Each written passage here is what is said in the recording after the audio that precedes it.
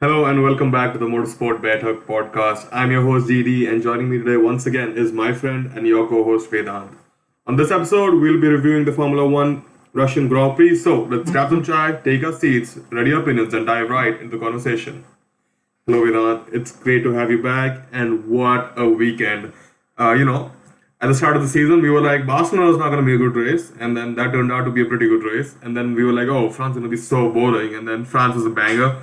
And talk about Sochi, not just an insane race, but the entire weekend was chaotic. It had so many ups and downs, so many unexpected results. Just an enjoyable, race weekend this here at the Russian Grand Prix. What were your thoughts on it, Vedant? I mean, honestly, as you said, unexpected.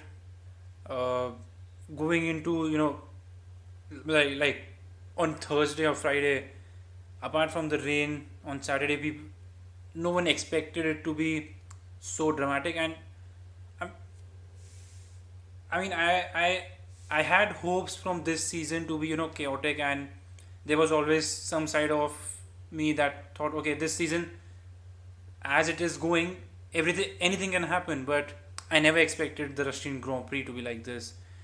And my oh my, I mean, I had a friend text me that, hey man, I was watching the race with some friends, and this is my first or second Grand Prix, and I was thinking about you all the time because it was so gripping, and it was so yeah, he said that, and I quote that it is the most excitement I have had in a few months, and that, I mean, that about sums it up.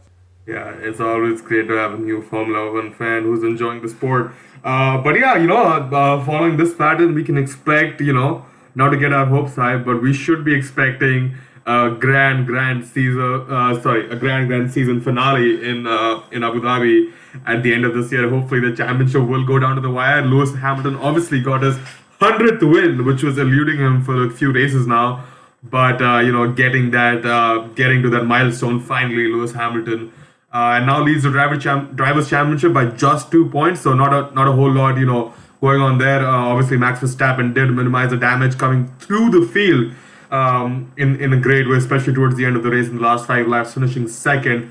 But more importantly, Mercedes have extended their lead in the constructors championship by 33 points with 7 races to go. It just seems like Mercedes are becoming favorites to take the constructors championship the way things are going. But I still don't count Red Bull out. I said the same thing at the beginning of the year, and then we saw Red Bull leading the constructors championship for a few races, trading places with Mercedes. So I won't be surprised, if Sergio Perez does step up. But let's get into the nitty gritty, and let's talk about Mercedes. Bad calling for the both of them. Bottas was given new PU. We'll come on to that later. But what happened in qualifying? Obviously, Lewis Hamilton had that shunt going into the pits. Well, he hit the wall and then broke his front wing, and then the team had to take some time to repair all that stuff and then put him out on the softs. Just a matter of not having enough lap time on the soft tires to build up temperature, I guess. And I think Valtteri Bottas was also like queued behind Lewis Hamilton. Since Lewis Hamilton had damage, Valtteri had to wait before his tires were changed, and he was sent out to complete his lap, so he couldn't get more than a couple laps in under the soft tires during Q3 himself. Yeah, absolutely. I mean, I remember, the commentators were talking about that Hamilton won't have enough time to start his lap. And I think he just made it to the crossing line with 10 seconds to go. So, hurriedly, and obviously, he might not have, warmed up his tires as much. The track was obviously tricky, the conditions were tricky. And while everyone used the soft tires, eventually the preparation of every single car was different, and yeah, I think that's just what cost Lewis the qualifying. But he did have Absolutely. issues going into the pit lane. He bumping into the wall, and then I think he spun around again, but that was, I think, after the lap. So Yeah, yeah. that was towards the end of the lap or after the lap, something like that. You're right, but didn't I guess Mercedes did make a little bit of a late call during quali. We did see George Russell and Lando Norris take like 2-3 laps to warm up their soft tires before they could put a lap in that was better than the lap they had put in on the intermediates. So no surprises there. But Mercedes more than made up for that when time came during the race to take that win at the end of Sunday. But let's talk about Valerie Bottas. Valerie Bottas is all the hype in Monza, coming through the field, showing some great pace, overtaking like we haven't seen him perform, in a few months. But again, Valerie struggled a lot today. What do you think was the reason behind that? Was he just not happy with the team for letting him take making him take the engine penalty again and moving him back to the grid as what they called a tactical play to stop Verstappen, or was it just the fact that it was just another Valtteri comes up for one race and then he's just back to his old ways? I mean, see, it was Sochi, right? And everyone expected Valerie to perform. The qualifying was tricky. He didn't get, he qualified somewhere around P8, P7, if I'm not wrong. But I think that engine penalty that Mercedes took was a bad call, because we know that Valtteri struggles Valtteri struggles when he's in the middle of a pack, right? And to put him there deliberately was definitely not the right call. And given what Verstappen has to, given Verstappen's performance, you would have guessed it easily that he will overtake Valerie and he will run away with it. So, but just to that point, I guess there are two questions there. Do you think Valtteri did enough to stop Max Verstappen from overtaking him? Because if you look at the way Max Verstappen overtook Valerie Bottas going to turn 4 or something, I think Valtteri didn't really defend, make it hard on Max Verstappen to overtake him. And even on a different instance, when I think Charles Leclerc was coming out of the pits after making his first pit stop on lap 35, I think he came out alongside Valerie Bottas and he was on the inside going to turn 2. And instead of fighting Charles Leclerc for the position, Valerie Bottas simply let him go. Maybe in that second instance it makes sense because Valerie was on older tires. But even then, that's not usually what a racing driver would do. So, do you think Valtteri, put in enough effort, or was he trying to really defend from Max Verstappen, or was he not playing the team game today? And I guess the second question there also is, what do you think of the tactics themselves? Besides the fact that Valtteri struggles, do you think that was the right call to make from Mercedes instead of just letting Valtteri very start and hoping for maximum points finish would be enough to hold back Verstappen? Because the way things played out today, Max Verstappen ended up with P2, and granted, you couldn't have predicted that there would be rain at the end of the race and so much drama would happen. But just in hindsight, or just looking at a dry race, would Mercedes have done better had they had Valtteri in the top 10? yeah, as I said, I think for me it was a very bad call. Had Valerie started in the top 10, they would have gotten more points for sure. And I think with Valerie in the top 10 and Valerie potentially, within the front group, I think that would have motivated him even more and just kept him going more than what he did down in P17, P16. So I think it's not about the performance of the car, and it's not about the performance of the driver. It's also a lot about the psyche of the driver. And as you said, he might have not been willing to play the team game. And yeah, I think they did him bad. That was was not a very good decision. He did finish P5, and I guess Mercedes did come off with more points this weekend than Red Bull. Since Perez only managed 9th after that, last 5 laps, although Perez was looking good for a podium at one point, right before the rain hit. So, Mercedes did get lucky today, I'll have to say that. But yeah, I'll have to agree with you, with the fact that Bottas did seem bummed out. And, Bottas has been speaking up over the last week going into the weekend, and there were reports that he was talking about how Mercedes did not even give him a fighting chance at the start of the season, and, he was always supposed to be the number 2 from the get-go, unlike what he's had at Mercedes over the last couple, ever since he's been there. Obviously a lot on his mind. Yeah, sorry. Even his contract talks, we know that he was only given a 1-year extension, like he always is. And he didn't take it because it was a 1 year extension. And given the point of his career right now, given like where he is in his career right now, he didn't want to take 1 year extensions every year, right? And Russell was Yeah. bound to come again, bound to come into Mercedes. So I think that just goes on to show what Valerie Bottas is feeling in the team right now. Yeah, obviously Mercedes are in the lead, but it'll be interesting to see how they manage Valtteri Bottas, as he transitions out of the team to join Alfa Romeo next year. But let's talk about Red Bull. Verstappen P20 to P2 obviously didn't. I wouldn't say he was looking good for a P2 just on pace. Had it been a dry race, maybe he would have finished P7, P8. Red Bull did mess up his strategy a little bit, in my opinion, but we'll hear your thoughts on it in a bit. Perez had a great race in my opinion. He was one of the long runners on the hard tires in his first stint. Him, Alonso, and Leclerc, those are the only three people who could make it work. And I think he did really well. He got a little unlucky with the rain, and I think Red Bull didn't call him in early enough for him to finish in the top five or the top three. And Red Bull had they made the right call at the right time with Perez, Red Bull could have possibly scored more points than Mercedes or even challenged for the third podium place. Yeah, absolutely. I mean, the P20 to P2 drive for Verstappen, while lucky, it gave him absolutely all the, minimized the deficit that would have been created.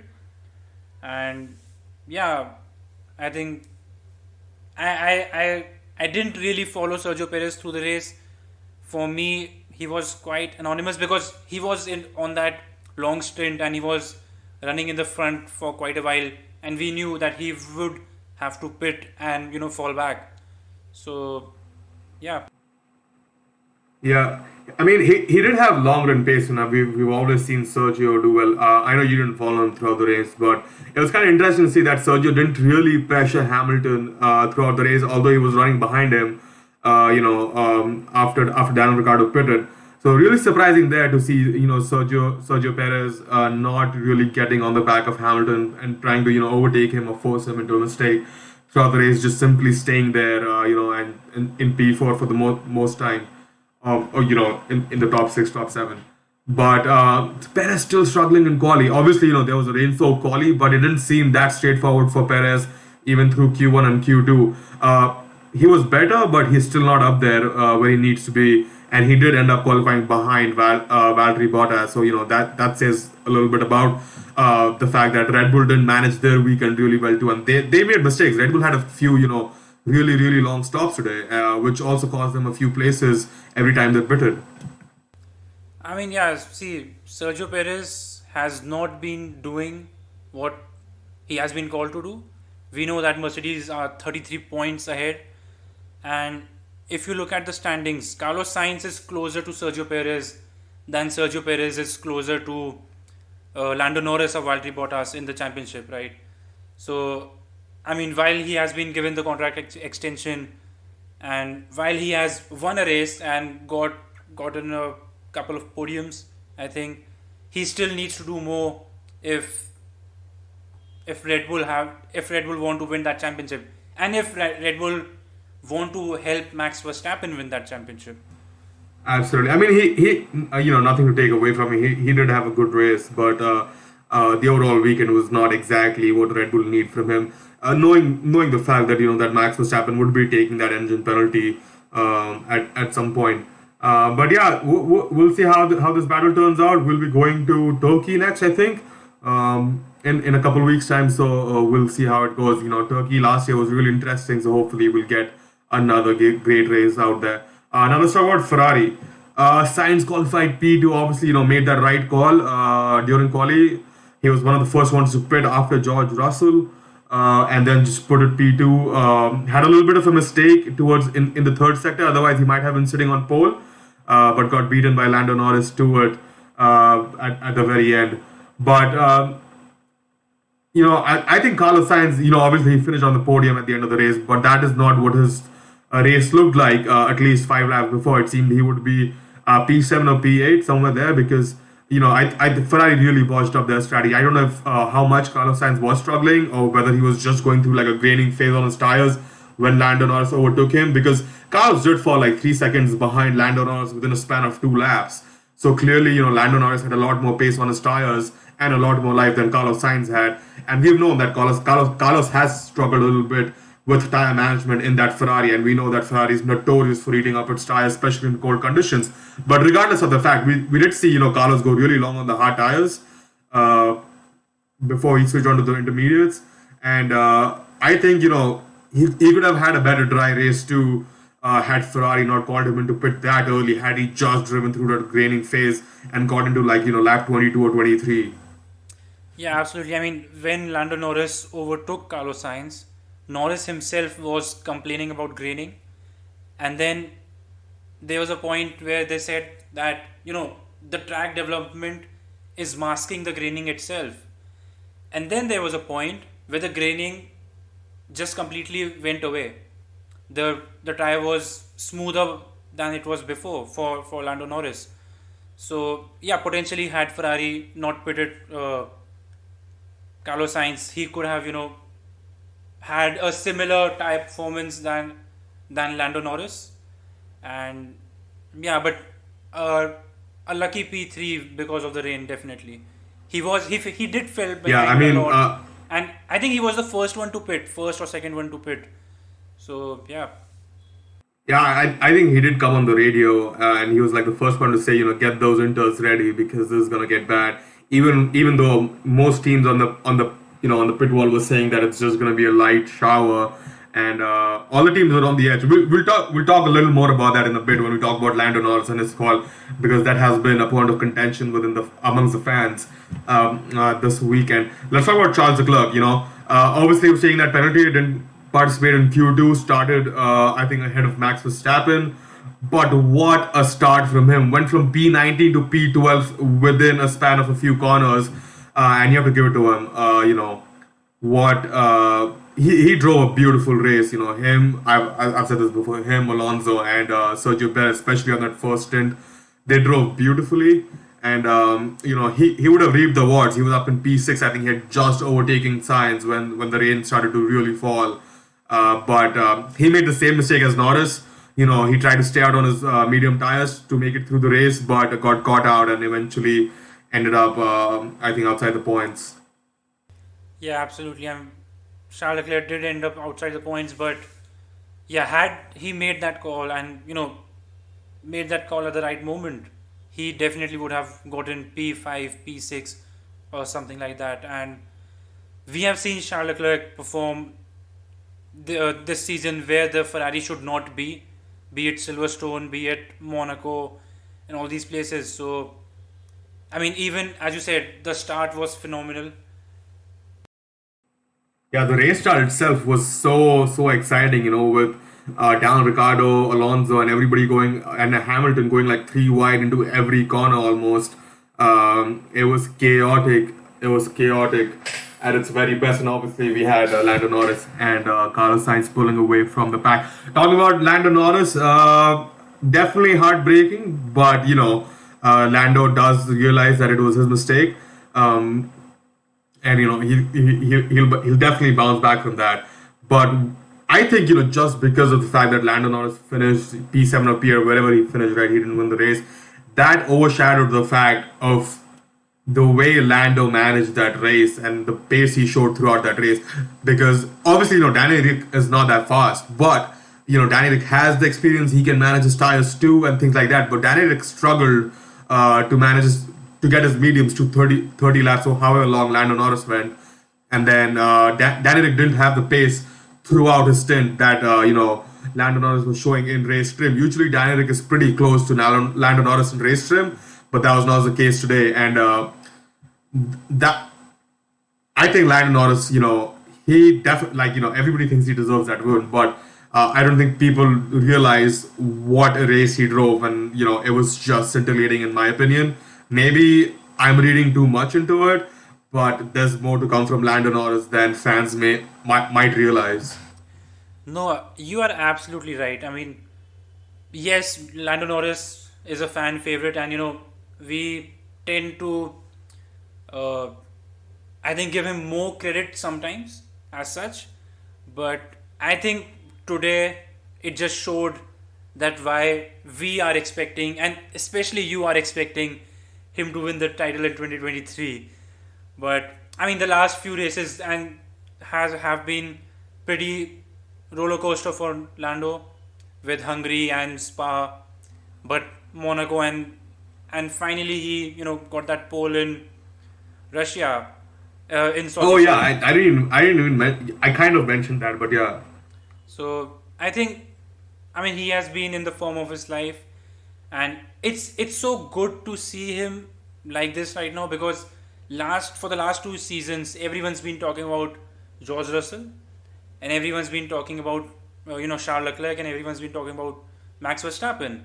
But for Norris to come from apparently nowhere this season and just smash it every single time he has been on track, I think it just goes on to show how much he has grown, and especially with defending Lewis Hamilton. He defended Lewis Hamilton in Monza in both the races. He defended Hamilton at Imola. He defended Hamilton at a few other rounds I don't remember. In Austria, he went for 20 laps. Yeah, in Austria, as yes, and even in Sochi, the commentators were saying that okay, Hamilton will overtake Norris. The AWS graphic was saying that Hamilton will overtake Norris in 5 laps. The AWS graphic said it would be an easy overtake for Yeah, Hamilton. I was like, yeah, AWS does not know but anything about F1. the way Lando Norris held on and managed this race was phenomenal. And I mean, you know what? However wrong that call was, I think the way Lando handled that decision, I think he said at one point, okay, see, we have committed to this, and we should stay at this. So I think the way he handled that decision was also goes on to show his integrity and his maturity right now. Absolutely. You said it absolutely on point. I mean, yeah, I was just gonna come and talk about the call. Now fans have always, they have obviously, blamed Lando Norris and McLaren made the wrong call or whatever. But that's all hindsight, guys. Because when Lando Norris made that call, he was 2 seconds ahead of Lewis Hamilton after being literally side by side with him through a few corners, and to me at that time it seemed, I'm not gonna lie, it seemed Norris made the right call because the rain was not, coming down, and the only team radio that we heard was of Mercedes saying that the rain is going to get heavier. No other team came on the radio, at least in the broadcast. We might have to go onto F1 TV and check every team radio, but no other team came onto the broadcast or came out and said that the rain's gonna get heavier. We really need to go into the intermediates.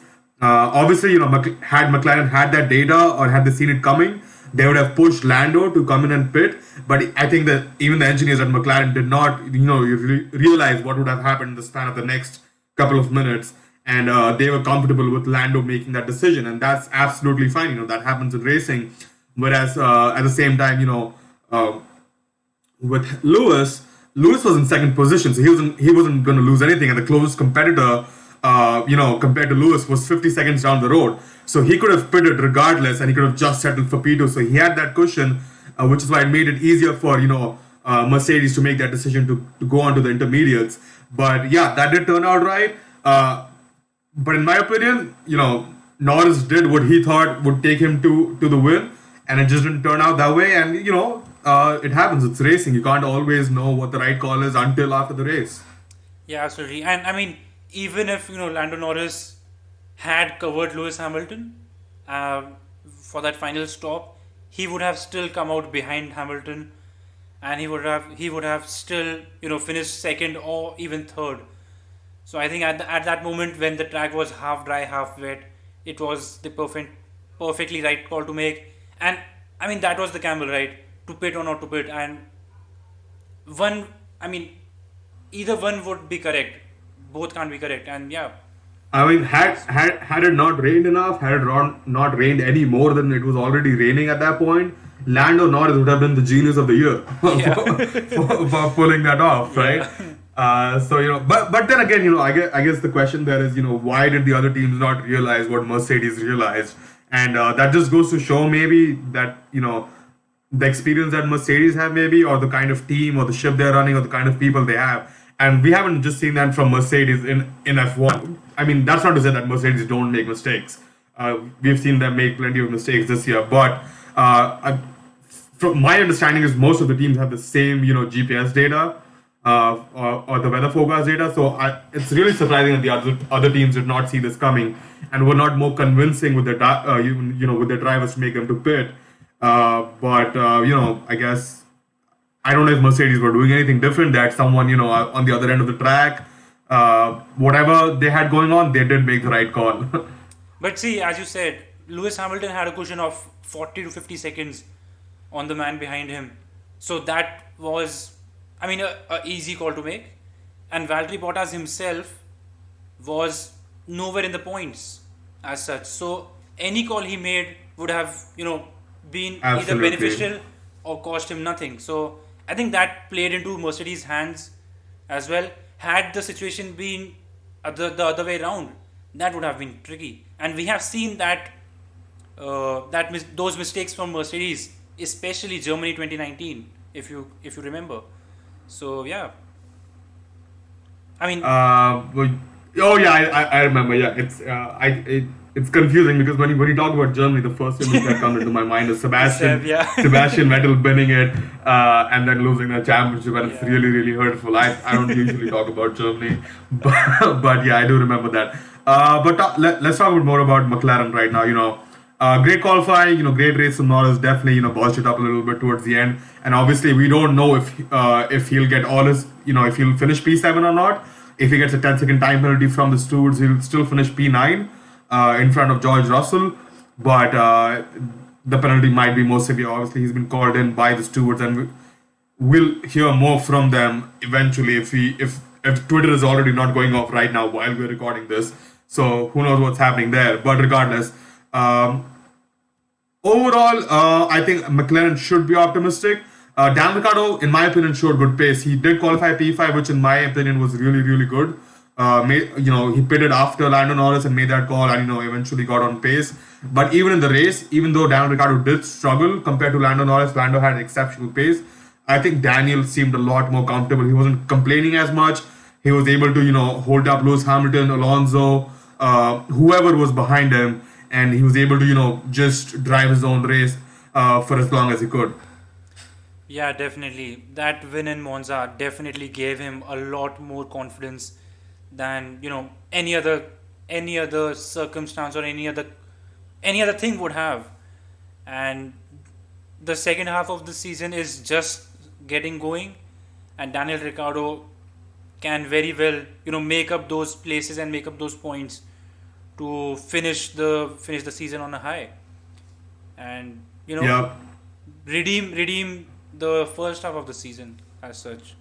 And go. Absolutely, and I think the rain masked another thing, which was the fact that if you really think about it, Lando Norris was on for a win. Daniel Ricciardo was on for a P5 finish, which he still finished P4, or he was on for a P4, whatever. He was on for P4, P5 is the same thing.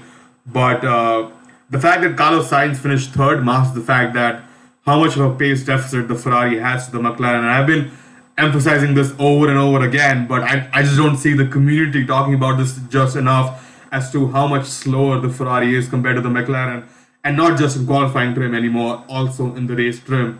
And that is something that's gonna,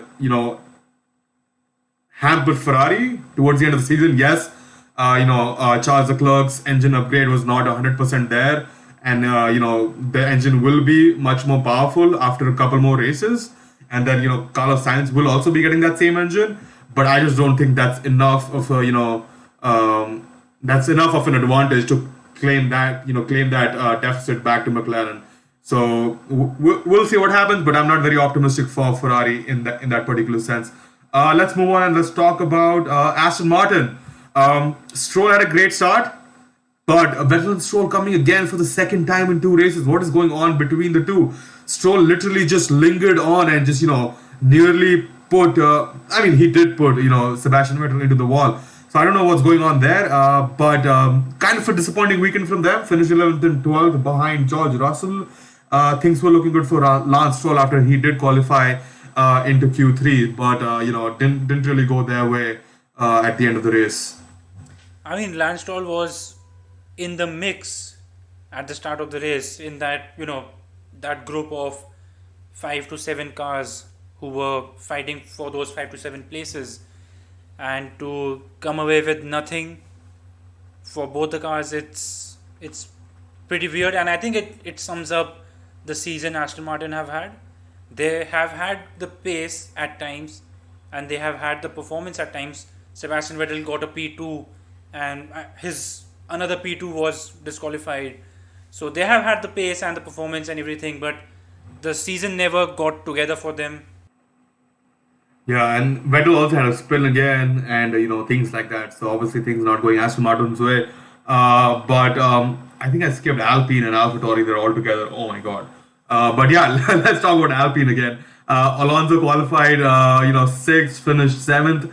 Another great drive from Fernando Alonso, and Esteban Ocon has a lot to learn from him. I think they were on different strategies. I think Ocon was on the mediums when he started. Alonso was on the hards. So maybe Alpine did go for that split strategy. Did not work out for Esteban at all. But it's really hard to know when each of the teams made their calls when the rain started to come in. So it's really hard to judge, what happened towards the end of the race just based on the way they finished. But just looking at it, I guess Esteban didn't come into the pits until after Alonso. But all in all, I think it was a decent weekend for Alpine. They showed some good pace in qualifying, and even in the race, they were hanging on to those points places pretty well.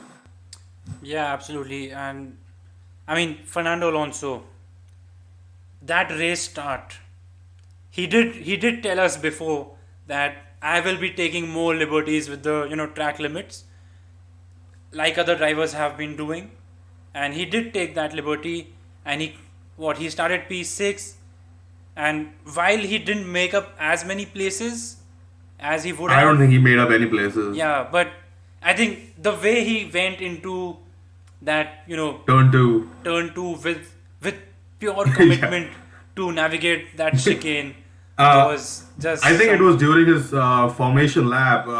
He went off track and he navigated that chicane and he just went out there to see how much grip he had. And I think the commentators pointed that out before the start of the race, and he did exactly that. But obviously he couldn't have gained a place having gone through there.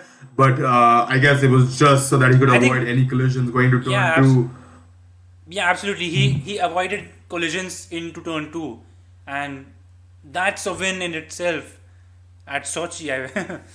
But Given now, last now year. that you pointed out, now that I think of it, really surprising that no one had a collision in turn two. No one touched wheels or anything. It was just super clean through turn two, which is really surprising. And I think the only DNF we had, at least in the first half of the race, was just Mick Schumacher when he was told to retire by the Haas team. But yeah. Let's talk about AlphaTauri. Gasly missed out on Q3, I think, for the first time third time in 18 races, was it? Maybe the first time this season, something like that. So, he's been in Q3 every single time. He's been up there in P4, P5, showing us the pace, but definitely missing out on this time. Really surprising there from Gasly. And then didn't really have a great race either. I think he got spun around by a couple cars towards the end of the race. There was a replay or something. But pretty anonymous throughout the race. Where did he even finish? I don't even remember that.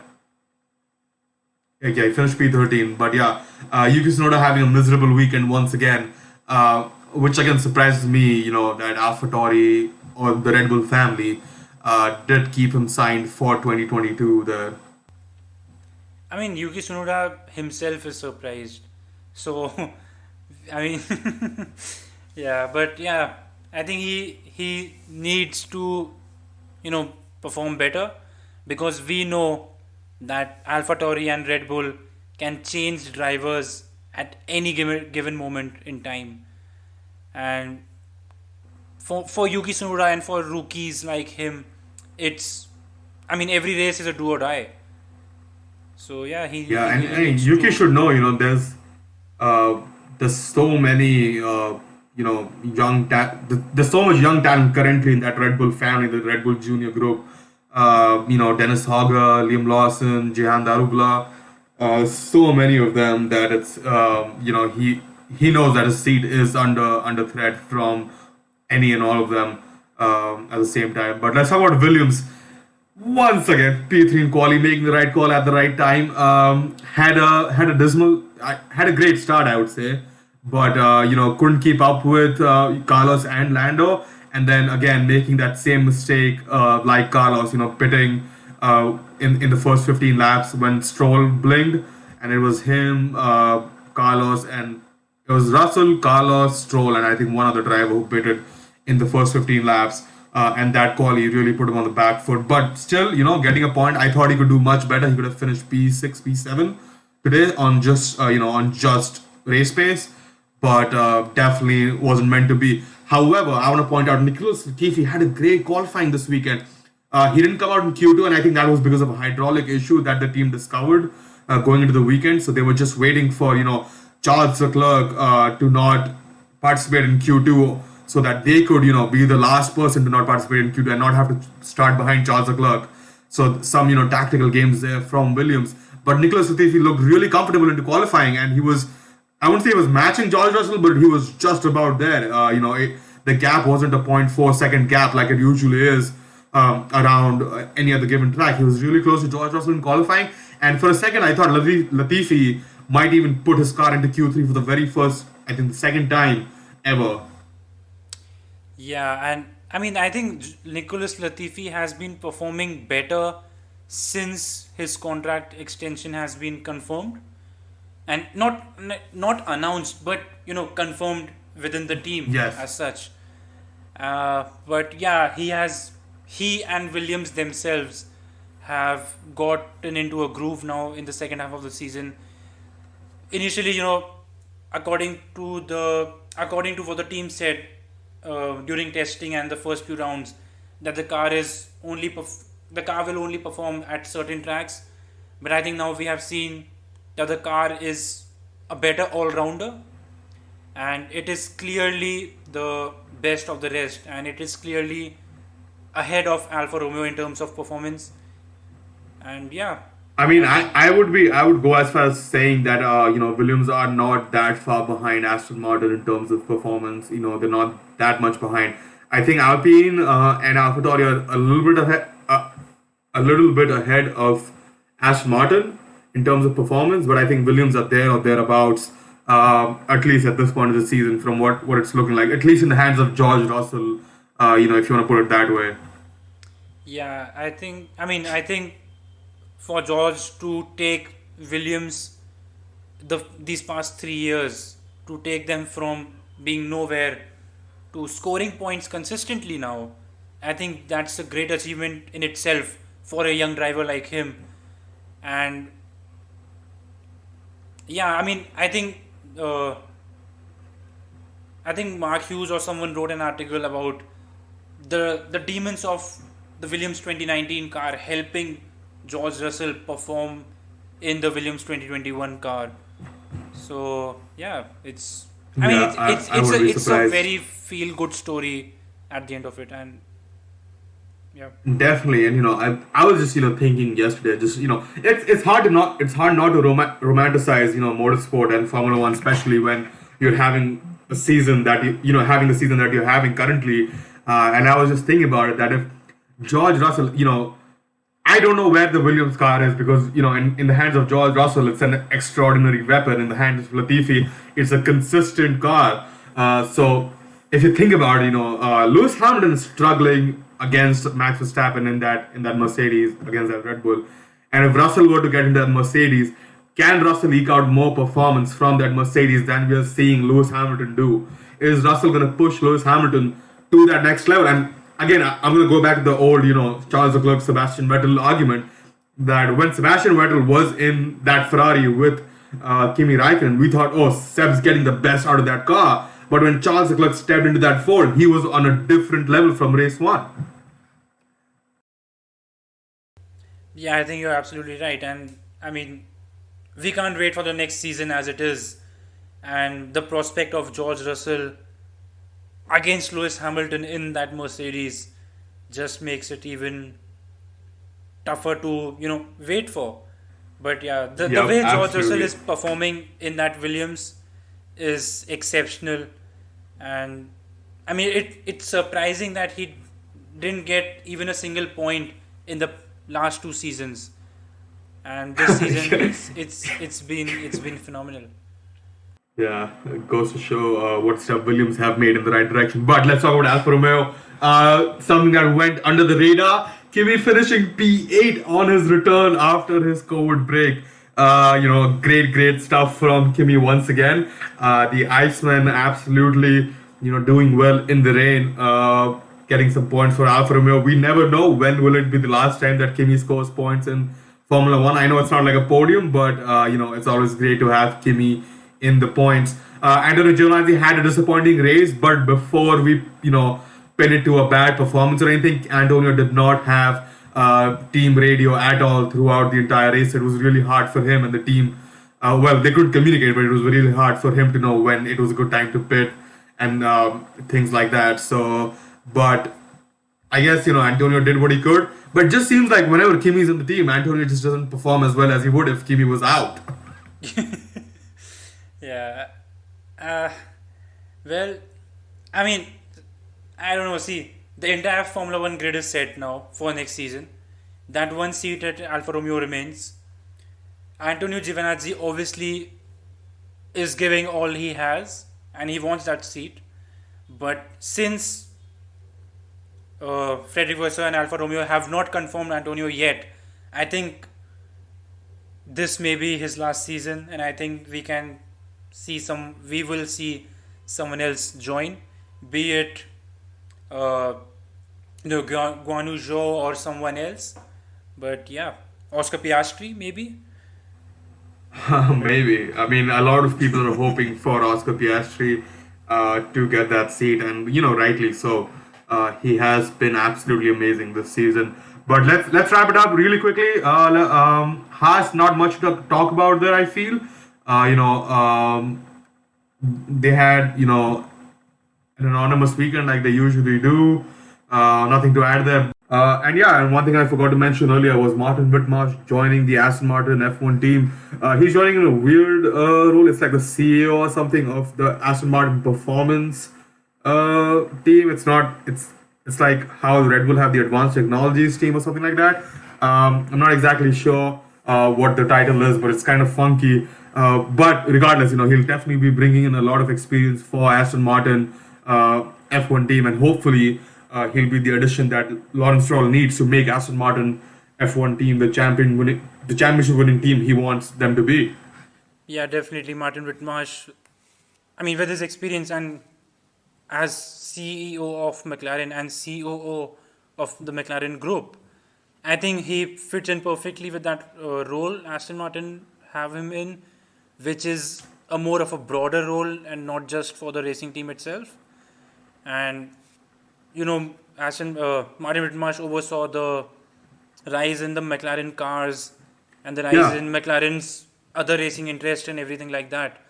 So definitely a great recruitment, and I think we can see Aston Martin in many more racing series to come as such, be it Le Mans, be it Formula E or anything like that. Yeah, we'll see what happens.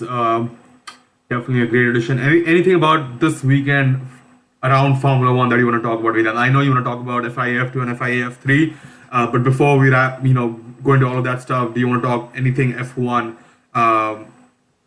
before we wrap up? I mean, this was a brilliant race, and I think we have covered it all. All right, let's talk about FIA F2. Oscar Piastri did win the feature race, and the Jehan Darubala had a great weekend again. Qualified P2, finished P3 in the feature race. Mistake in the sprint race did cost him another podium. Dan Tickter won the sprint race, and he's the only driver to have won a race every weekend this season. And now Oscar Piastri leads the championship by 36 points with just 2 more rounds to go.